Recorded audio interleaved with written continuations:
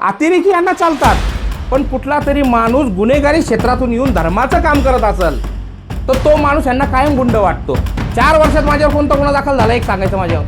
4 वर्षावधी माझ्यावर कुठलाही गुन्हा दाखल झाला नाही. जे गुन्हे दाखल झाले ते माझ्या भाषणावरचे, जिथे इथं भाषण केलं त्या भाषणाचे गुन्हे, इतर माझ्यावर कुठलाही गुन्हा नाही आहे. मोर्चा ठेवून फक्त एखाद्या माणसाला बदनाम करायचं काम हे कुणाकडून शिकायचं असेल तर या काँग्रेसवाल्यांकडून.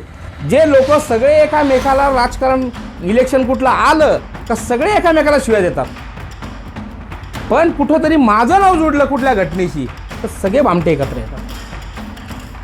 आणि तीच परिस्थिती श्रीरामपूरची झाली. पण गुन्हेगारी फक्त हिंदू करतो हा नॅरेटिव्ह फोडला पाहिजे कुठंतरी. अतिरेकी यांना चालतात, पण कुठला तरी माणूस गुन्हेगारी क्षेत्रातून येऊन धर्माचं काम करत असेल तर तो माणूस यांना कायम गुंड वाटतो. 4 वर्षात माझ्यावर कोणता गुन्हा दाखल झाला एक सांगायचं माझ्यावर. 4 वर्षामध्ये माझ्यावर कुठलाही गुन्हा दाखल झाला नाही. जे गुन्हे दाखल झाले ते माझ्या भाषणावरचे, जिथे इथं भाषण केलं त्या भाषणाचे गुन्हे, इतर माझ्यावर कुठलाही गुन्हा नाही आहे.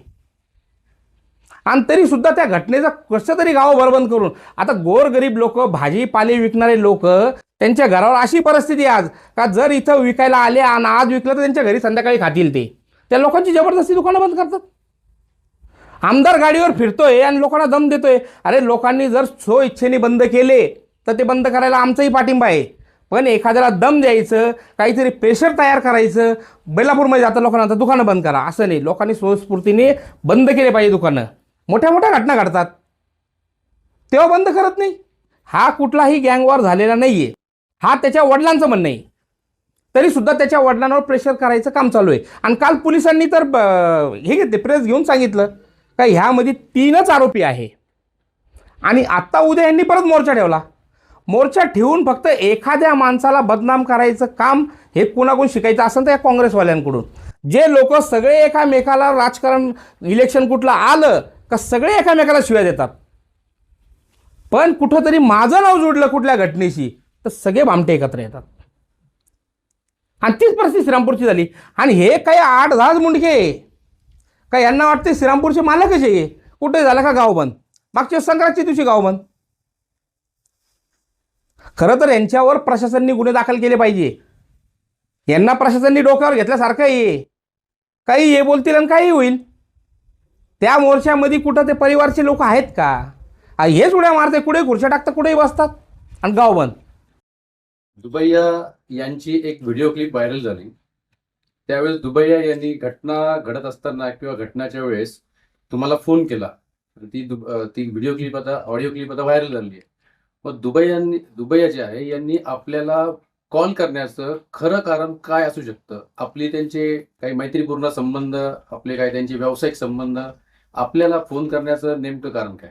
नाही, त्यांचे माझे संबंध आहे, एवढे माझे जास्त संबंध नाही. मागेही त्यांचा हॉटेलच्या वरून एका मुलाशी वाद झाला, तो गुन्हा दाखल होत होता. त्यांनी मला कॉल केला. मी साहेबाला म्हणलो जर ते होत असेल तिथला वेटर दारू पिलेला होता, काहीतरी उलटा बोलला, त्यांनी काहीतरी 2-3 चापटी त्याला मारले होते. मी त्याला सांगितलं नका करू साहेब दाखल, ते होऊन जाईल. तर त्याला काहीतरी विश्वास आला असेल का यांना फोन केला तर मदत भेटेल, त्या विश्वासाने त्यांनी मला फोन केला. त्याच ठिकाणी त्यांनी आमदारला का फोन नाही केला? कुठल्या खासदाराला का फोन नाही केला? मलाच का फोन केला त्यांनी? आणि ते तरी माझे ऑटो रेकॉर्ड होता म्हणून माझ्याकडे ती रेकॉर्डिंग भेटली. कदाचित मी त्या दिवशी फोन उचलला नसता आणि रिटर्न त्याला फोन लावला असता तर एखादा म्हणला असता धमकवलंच, ते झालं असतं. नुकतंच आता श्रीरामपूर शहर पोलीस स्टेशनने वॉर्ड नंबर 7 सरस्वती कॉलनीमध्ये एका अपार्टमेंटमध्ये रात्री उशिरा कारवाई केली. त्याच्यामध्ये काही आक्षेपार्ह फोटो, डॉक्युमेंट्स बरोबरच एक गावठी कट्टा आणि 2 काडतुसं सापडले. आणि त्याच्यामध्ये सोनू बेग, त्यानंतर एक श्रद्धा नावाची मुलगी आणि एक अजून एका मुलावरती गुन्हा दाखल झालाय. त्या प्रकरणाबद्दल तुम्ही काय सांगा? नाही, ते घटनेचं मी रात्री तिथं नव्हतो, पण ज्यावेळेस पोलीस माझ्या समोरून गेले तर कुठल्याही घरात घुसायच्या आधी कोर्टाचा वॉरंट लागतो, कोर्टाची परवानगी लागते. त्यांनी काल तो जी कारवाई केली, कुठलाही सरकारी पंच सोबत न घेता दरवाजा तोडून मध्ये एंट्री केली आणि ते सांगता हे भेटलं.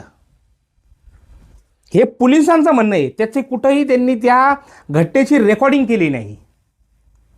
जर तुम्हाला माहिती तुम्हाला तिथे सर्च करायचं आहे तर ते घर कुणाचं आहे त्याला घेऊन चावी बनवून तुम्ही ती रेकॉर्डिंग करायला पाहिजे होती. ते तसे घुसले आणि त्यांचं म्हणणं आहे तिथं वेपन भेटलं आणि हे कुठंतरी बदनाम करायचं काम चालू आहे. माझ्याकडं अनेक रेकॉर्डिंग आलेले आहे, मी ते योग्य वेळी देणार आहे. याच्यात मोठ्या मोठ्या नेत्यांचा हात आहे. ज्या नेत्यांनी हे सगळं रचलेलं आहे त्या अनेक लोकांची माझ्याकडे रेकॉर्डिंग आल्या. अनेक पोरींकडे हे जाऊन सांगताय का तुम्ही यांच्यावर बलात्कारचे गुन्हे दाखल करा. त्या सगळ्या पोरींशी माझा संपर्क झालेला आहे.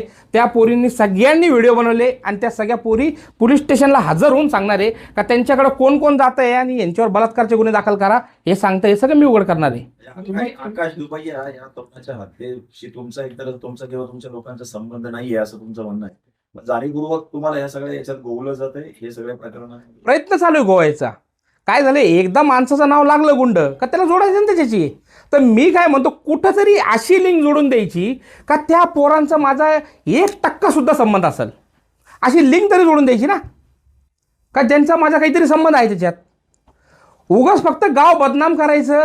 श्रीरामपूरमध्ये गुन्हेगारी वाढली. आज परिस्थिती बघा इथून श्रीरामपूरच्या इथून पलीकडे जर पाहिलं वार्ड नंबर 2 मध्ये तर मोठ्या मोठ्या ट्रका तोडल्या जातात चोरीच्या आणि जेवढे गाड्या चोरी होतात आपल्या जिल्ह्यामधले त्या ह्या वार्ड नंबर 2 मध्ये स्क्रॅपच्या माध्यमातून तोडायला येतात.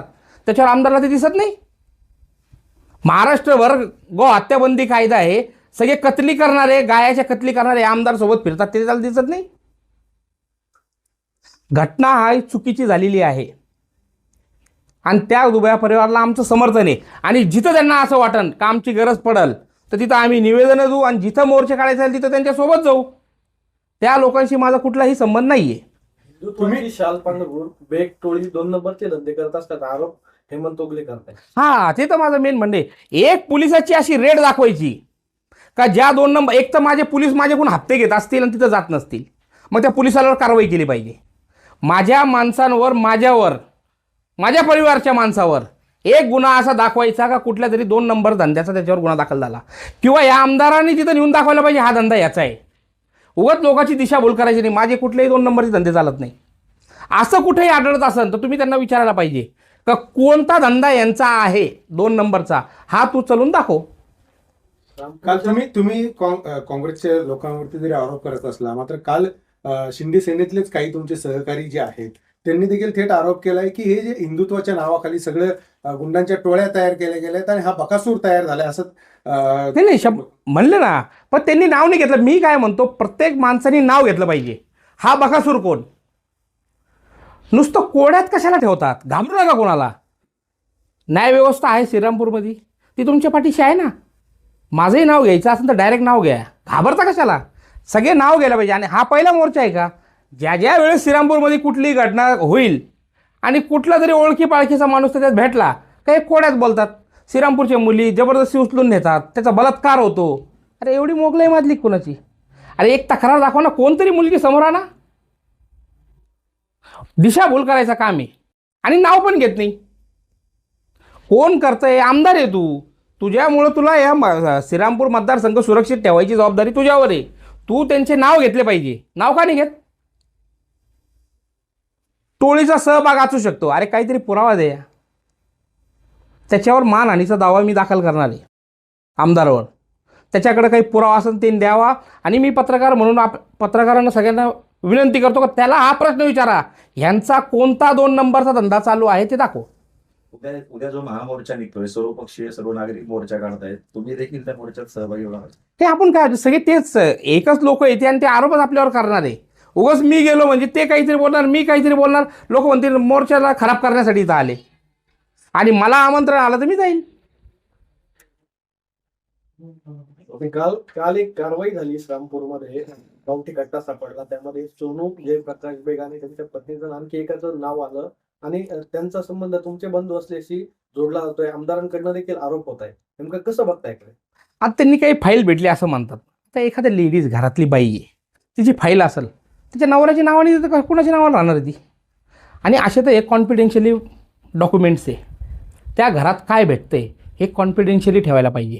पण कॉन्फिडेन्शियली न ठेवता तुम्हाला जे सांगायचं त्यांचं तात्पर्य आहे हे कुठेतरी बदनाम करायचे. त्याची बायको आहे त्याचे डॉक्युमेंट असतील हे काय सगळ्यांना सांगत फिरायचे का. तिचे काही डॉक्युमेंट असेल तर त्या घरामध्ये यांना जायचं, यांनी रीतसर तिथं थांबून सरकारी पंचनामा करून त्या घरात घुसायला पाहिजे होतं. हत्यार कुठले भेटले नाही, हा सगळा प्लॅन करून त्यात ठेवला गेला आहे. इतके दिवस हत्यार भेटत नव्हते, अचानक हत्यार भेटायला लागले. त्याला कुठेही अटक केलेली नाही, त्याला हजर केलेलं आहे. त्याच्यामध्ये जहागीरदार नावाचा पोरगा तो आमच्या घराची रेकी करत होता. त्यावेळेसचा तो वाद आहे, असा ती तक्रार आहे. त्या वादातून ती जी केस झाली आणि त्याच्यात तो हजर झाला आहे. त्याला कुठल्याही पोलिसांनी अटक केली नाही. सागर बेग यांना जाणीवपूर्वक बदनाम करण्याचं षडयंत्र सुरू आहे. 100%. आता मी तुम्हाला पत्र देतो लगेच प्रिंट काढून. ज्या पठाण म्हणजे शाहरुख पठाणवर इथं गोळीबार झाला असं 1-1.5 वर्षापूर्वी एक केस झाली, ज्याच्यात गोरख जेदेला अटक झाली. त्या केसमध्ये मी 1.5 वर्षापूर्वी अधिकाऱ्यांना पत्र लिहून दिलेलं आहे, पत्र का ह्या केसमध्ये आमच्या गोरखचा संबंध नाही आहे, आणि त्याची रिसिप्ट कॉपी माझ्याकडे आहे, आणि DVR CDR सगळं त्यांच्याकडे जमा आहे.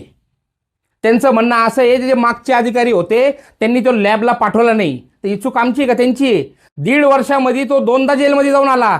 ॲडिशनल SP त्याच्यावर चॅप्टर केस केली. त्या दिवशी त्यांना दिसलं नाही का हा फरार आहे? ह्याच दिवशी का अटक करायची? हा सगळं ठरवून चालू आहे. आणि जो बडा नेता ह्याच्यात आहे त्याचे पूर्ण पुरावे माझ्याकडे आहे. आत्ताच सगळं ठरवून एक खट्टी मी परत प्रेस घेऊन तुमच्या समोर सगळ्या पुरावे आणणार आहे. सागर बेग जोपर्यंत इथे नव्हते त्याच्या अगोदर देखील अनेक टोळ्या इथं होत्या, गुन्हेगारी होती, त्यावेळी वेळी अनेक घटना घडायच्या. सागर बेग आल्यानंतर कुठेतरी इथल्या नेत्यांची कमी झालं का त्या, किंवा त्या गुन्हेगार कमी झाले आणि तुमच्यावर वचक नाही म्हणून तुम्हाला हे सगळं गोवलं जातं? नाही, आता मी तेच सांगतो ना, माझे डायरेक्ट त्याच्याशी कोणत्या गुन्ह्याशी संबंध, मी म्हणतो मी 4 वर्ष 5 वर्ष झालं माझ्यावर कुठला गुन्हाच नाही दाखल झाला. आणि टोळी काय राहते, मी तेच म्हणतो, काय लायसन्स देतो काय मी कोणाला? का माझ्या टोळीतला आहे, आम्ही कोणाला परवानगी पत्र दिला का काय, का माझ्या टोळीतला आहे? कुठलाही माणूस जोडायचा काय होतं का? ही बाकीची जी संख्या आहे, मी पडतोय मग आमच्या 8-10 लोक समाज म्हणून माझ्या मागं सगळे. मी आज हे जे मोर्चे करताय याच्यासाठी मी उद्या मोर्चा म्हणलो ना तर अर्धा श्रीरामपूर गोळा करून घेईल. आणि मला कुठल्याही ऑफिसमधून फोन यायची गरज नाही. आज सगळ्या सरकारमधल्या लोकांचे फोन येऊ राहिले मोर्चाला हजर व्हा. हा जो षडयंत्र आहे तो आमच्या सगळं लक्षात येतोय. आणि कुठल्याही टोळीशी माझा डायरेक्ट संबंध आला तर मला आरोपी करायला पाहिजे त्याच्यात.